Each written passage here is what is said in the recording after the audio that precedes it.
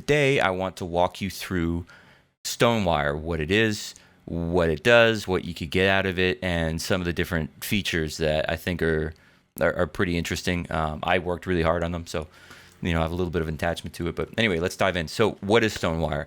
It is a big pack of Foley samples that I recorded at a large American hardware store, we'll call it. I went walking around and just started hitting things together and seeing what interesting sounds I could get out of the place. So what that got me was the core sample pack. When you download this, you're going to get 4 different things. You're going to get the main sample pack. You're going to get an Ableton session for the Ableton people, because that's what I use a lot of. You're going to get a pack of loops and a pack of one-shots. And I'm going to walk you through what each of those look like. So what I would call the core part of the sample pack is all the Foley sounds that are unprocessed. So if you open up these folders, you can take a listen to them. Like I said, there's just some different categories. There's like the rhythms one. This is all metallic sounds. This is crunchy sounds, for lack of a better way to describe them.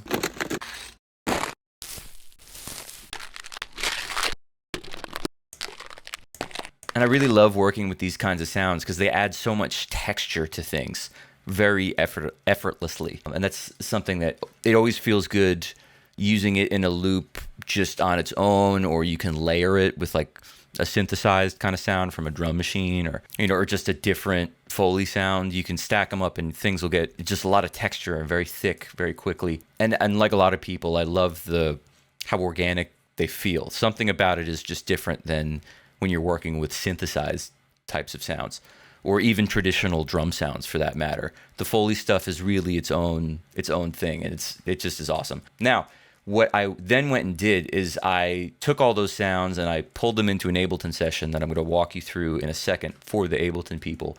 But I composed a bunch of loops, which you can find here. And you, like I said, you can do whatever you want. You could just drag them into your DAW of choice. It does not have to be Ableton. And you can use these as is. You can chop them up. It's really your question, or really your choice, not your question, as to how you want to use these. Because they're all royalty free, so go nuts. Now, since I made these in Ableton, there were some concerns like, oh, well, what about the people who don't have Ableton? So what I did is I actually took all of the kits I had and all the sound design, and I rendered those out as one-shot samples. I had some fun with the file names too. So here's just a few of them from the Alien folder, of course.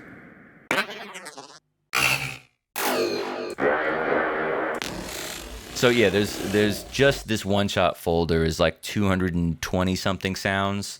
The core sample pack is 1,300 Foley sounds. So just in terms of WAV files, there's a ton to work with right here. But then, okay, so for the people who do have Ableton, if you open up the session here, which I believe this is the right one. Yeah. No, excuse me, that's the lessons, which you'll see in a second. Okay, so if you open the Ableton session that comes with this thing, there's a couple of built-in lessons, first of all.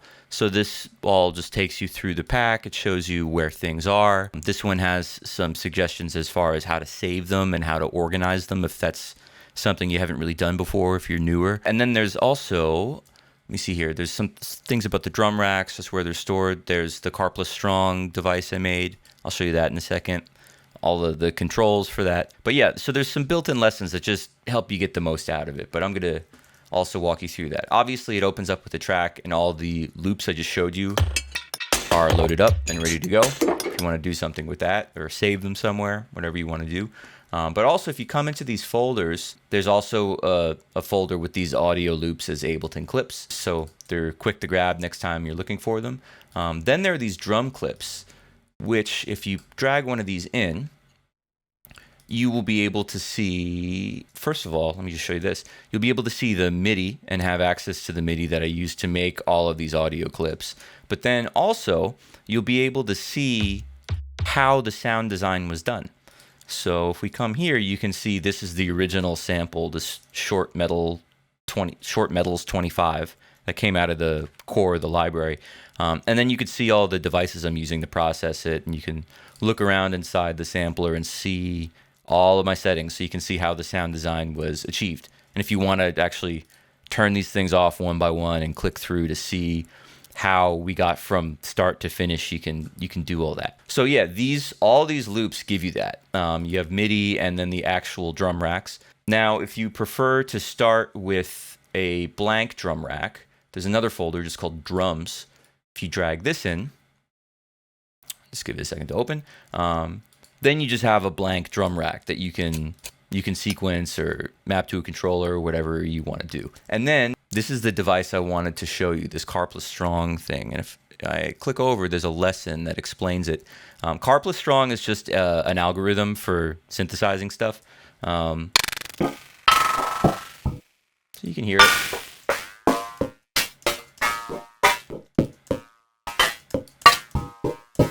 And basically what's happening here is we're using Carpless Strong as synthesis, and we're exciting it. It works off of a feedback circuit without getting too deep into it, but we're exciting that feedback circuit with the STONEWIRE samples. And if you want to swap out that sample for one of your own or one of the ones from the pack, what you can do is you just drag one in where it says drop a sample here. Except don't do this. See how the whole sampler device is highlighted?